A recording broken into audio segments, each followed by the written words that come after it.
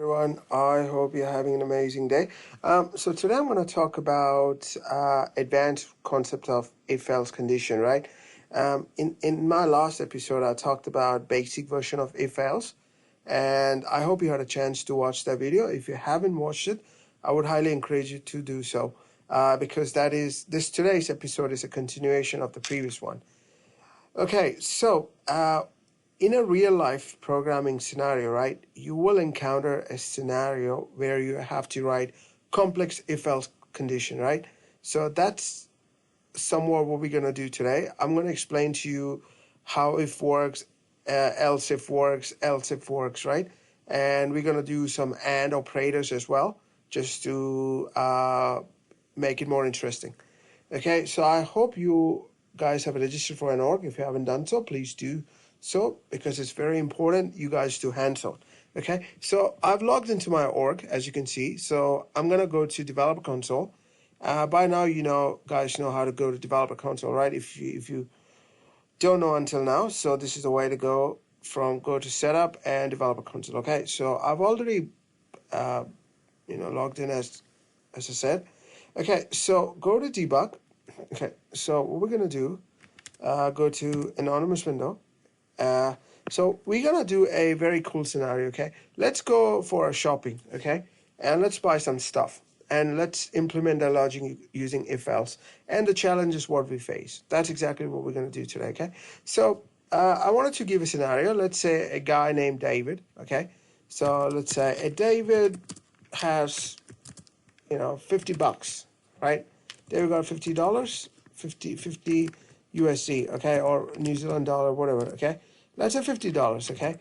Now, David has calculated, right, following things. For $50, right, he can buy following things, right? He can buy eggs, okay? Okay, let me write it down, the scenario, okay? He can buy eggs, right? Come on, eggs, bread, right? Say beer, right? Water. For now, just keep to keep the discussion simple. We're gonna say he can buy 4 items, right? Okay. Now, let's say if David has 100, right? So he can buy expensive stuff, more expensive stuff. Let's say, come on. So he can buy, let's say, expensive, not expensive. He can buy, say, steak, right? He can buy eggs. So forget about the eggs. He can buy fish. He can buy couscous. I don't know if I spelled it correctly. So he can buy, say, extra virgin olive oil. Okay. For now, keep this into consideration. Okay. And let's say if David has, say, $150. Okay. So $150.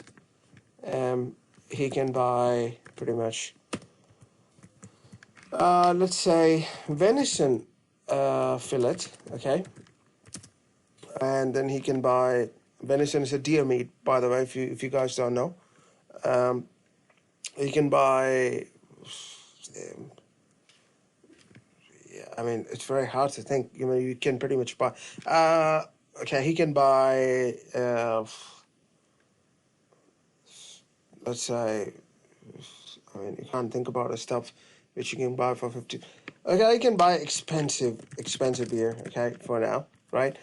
These are the 3 things which we're gonna go buy. If you have $50, you can buy these 3 things, right?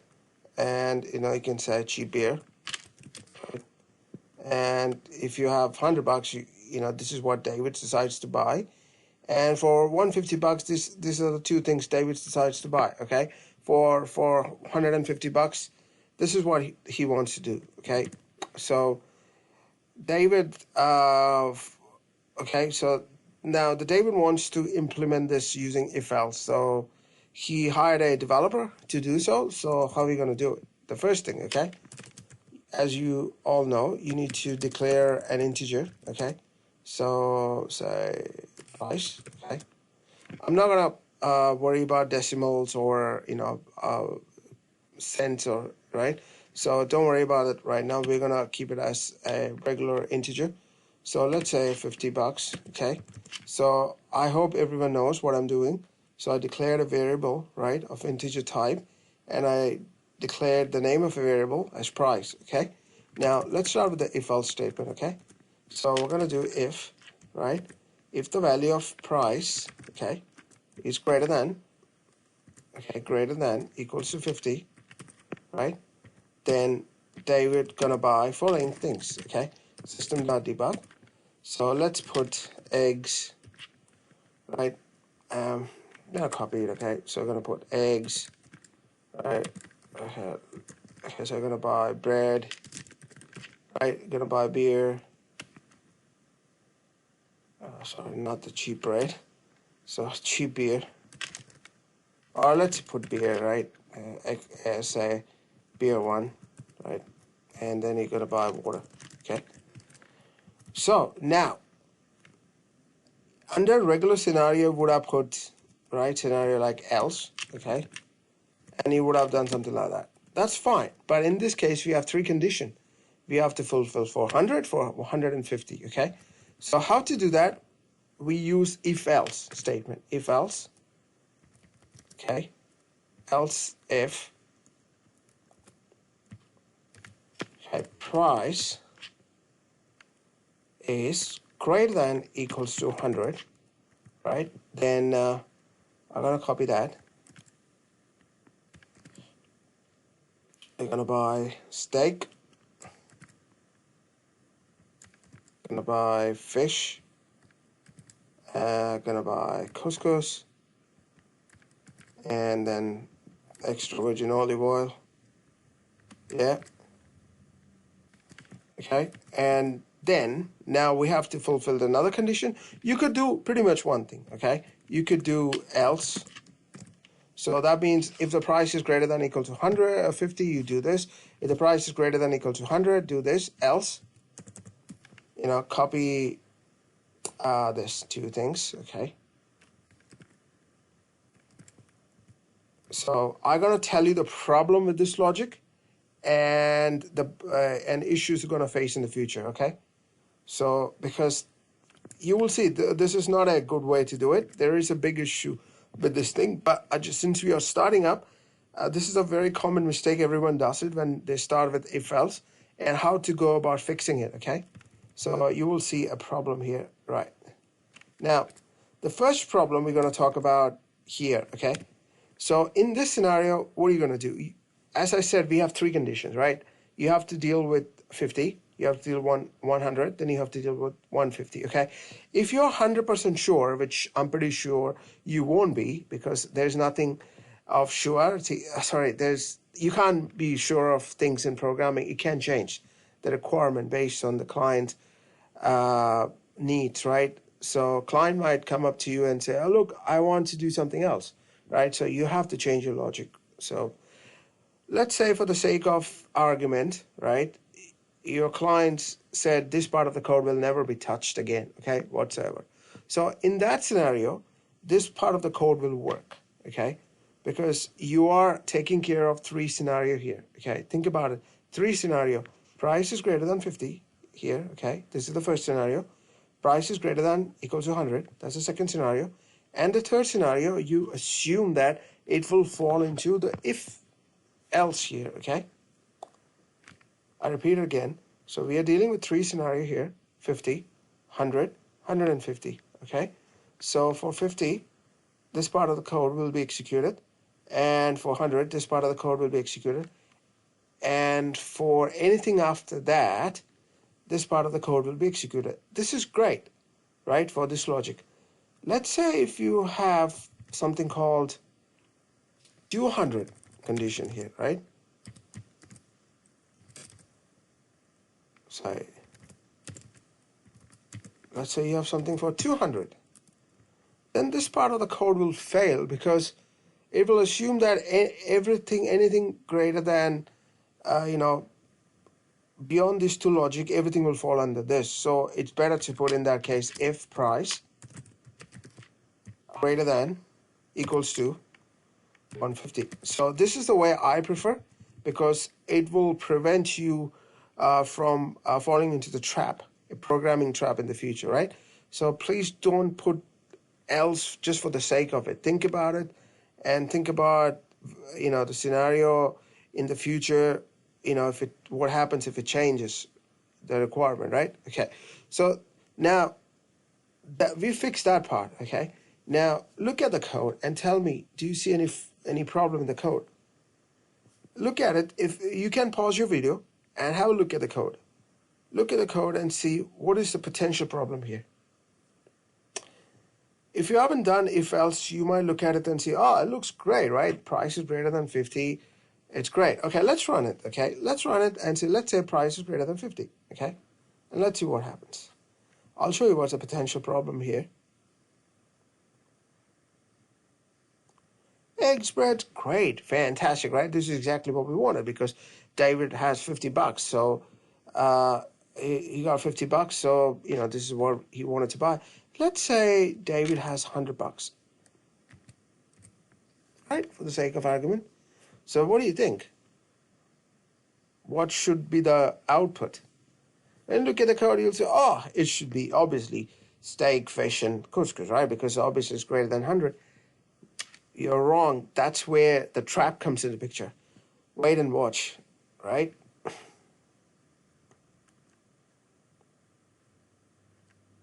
You see?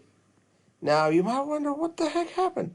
Well, see the part of the code, right? So the way, come on. See, the way the if else works, right? Look at this code. Look at it carefully. Price equals to 100. Is this condition fulfilling the requirement? Price is greater than equal to 50. Is 100 greater than equal to 50? Right? So when it comes to this code, it will skip the rest of the code. It doesn't care, right? So what happens is, in this scenario, your code is running here, okay? Say, okay, let's say integer. You set the value, price equal to 100.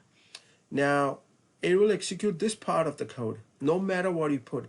If it's greater than 50 or equals to 50, it will only execute this part of the code, no matter what value you put, okay?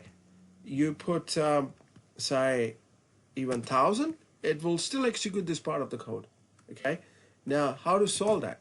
So to solve this, we need to use AND condition here, okay? So I'll show you how to use it. So you got AND, okay, price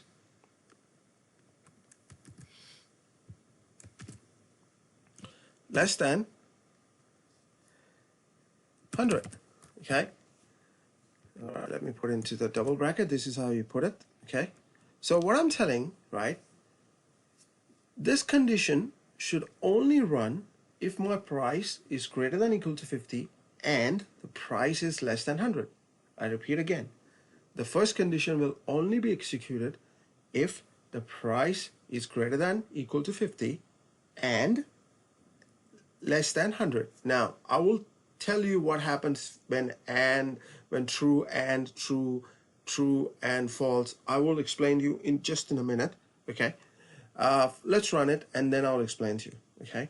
So let's see what happens here in this case. What do you think now? Will this part of the code will be executed, or this part of the code will be executed? Think about it. Look at the code. Pause the video for a minute and just have a look. Is this code going to execute, or this code can execute, since now we have changed the condition of the first expression, first logic? Let's find out. Okay, sorry, all right, you see?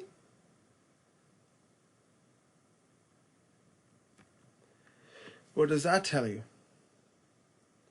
That this condition is running correctly, right? This is exactly what I was telling you, right? You have to work on a logic in such a way, you know, to figure out, you know, the steps, right? You have to calculate in your mind first how it's going to work, right? Now, look at the second condition.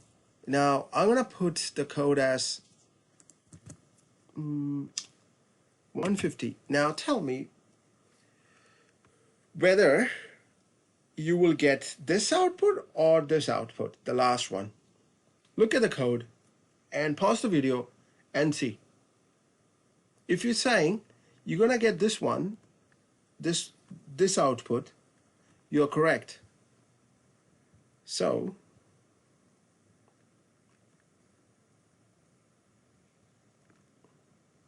you see, that's correct because there's a bug in the code. So the same what we've done above, you have to do exactly same here.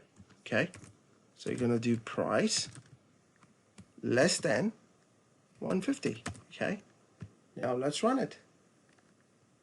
It doesn't run because you haven't put this in brackets here. Okay, so this is one of the thing, you know, you have to enclose in a bracket because this together will run as a Boolean condition. So okay, I understand that a little bit trickier, but you know, that's why I said please practice it, pause my video, go through it again.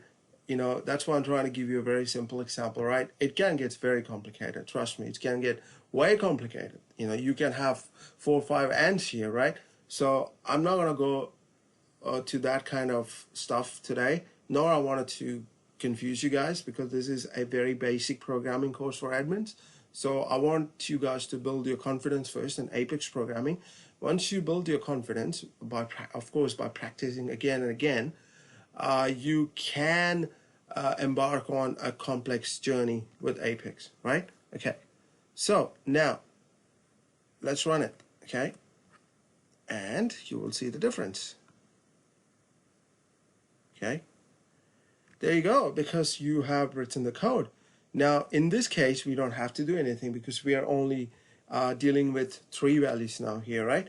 But if you're dealing with 4, right, if you have one more else condition, then you have to do something similar, okay? Now, as I promised, I'm going to explain to you what happens when you do true and true, okay? So there is something you have to remember. It's very important in programming career. That's about the Boolean expression. So if you are someone who has studied engineering or digital electronics, you will know, you know, and, or logic, but never mind. If you haven't done that, it's fine. Nothing to worry about it. I'll tell you how it works. So we have and operator, right? And true, right? So we have true and false. So true or false.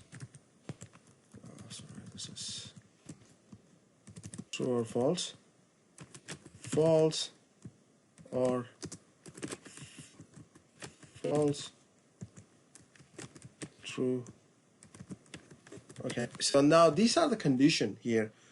So think about these condition as this one, right? Okay, so think about this true as the first expression, that is here, this one, right? If price is greater than or equal to 50. And think about the other one, this as a second expression. So what happens when both of the expression are true, right? Like the first one true, second one true, and you have an and condition, what will be the output, right? It will be true, right? So now think about the second condition. What happens when one condition is true and another condition is false, and there is an and sign, right? Always remember, one, let's say true is represented as 1 and false is represented as 0. 1 and 0 always comes to be 0. So that means true and false is always false, okay? And now this condition is a bit different. Or means either of them can be true or false. The output is always true, right? In or condition, it's like he can do this or he can do that. She can do that, she can do this, right? So you can, so in case of or expression, so true or false, your output will always be true, okay? Second, this one is quite obvious, false or false. When you both have false or false, it always will be false, right? False and false, right? That will be false, okay? When both expressions are of the same value, then output will obviously be the same value. That's the easiest way to remember. If it's true on both sides, right, the answer will be true. If it false on both sides, the answer will be true, irrespective of it's an and or. If it's a both expression, both values on either side, right, or both sides, then the answer will be the same, okay? So if it's true or true, as I said, the value is similar, right? True or true. It doesn't matter the sign. So that is true. So remember one thing, okay? The way to remember, if you have true and true or false and false on both sides, right, then the answer will be the same, right? You don't have to worry about the sign whatsoever. But if it's a true and false, then you have to pay attention to the and or, right? Operator in between operation, it's going to happen, right? So true and true will always gives you true. True and false will always gives you false, okay? True or false will always gives you true, right? False or false will always give you false. I would highly encourage you to practice it. And let's say, let me give you an example. What happened? This one, okay? So in this case, what will be the answer? Think about it. Will it be first or will it be second? Let me put to or. Pause the video. Think about it. Is it false or true? Price is greater than equals to 50. Is the price is greater than equals to 50 here?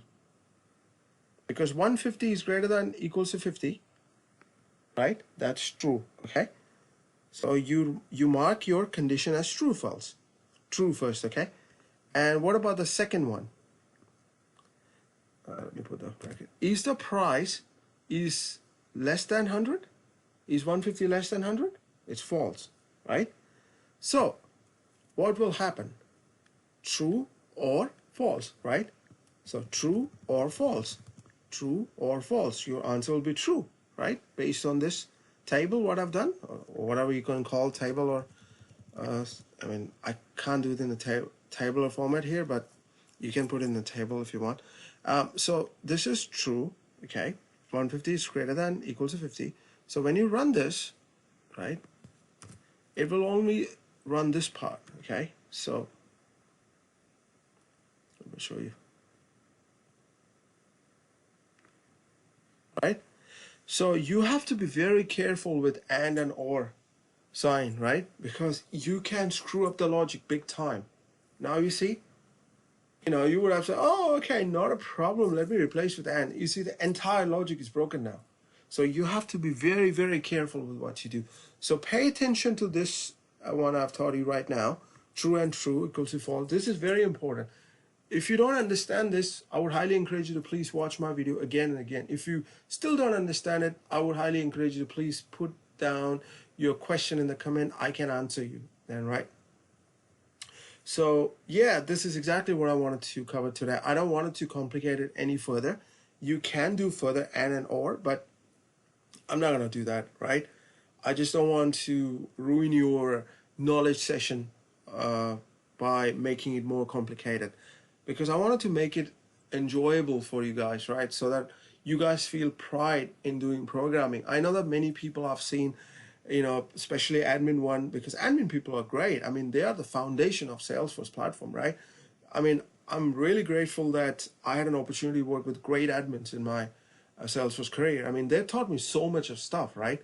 So, but unfortunately, at times I find that they kind of struggle with programming. They find it extremely difficult. So I made this course especially for them, as a gift for them, right? Because of all the great things they taught me. So I'm just giving it back to the admin community. That's exactly what my intentions are.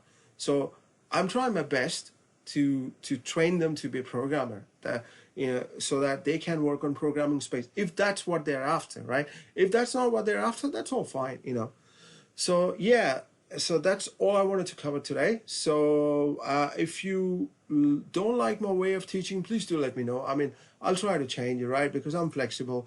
My main interest is to teach you guys. So whichever way you find it comfortable, please give me a shout, okay? So that's all I wanted to say. Take care. Bye-bye.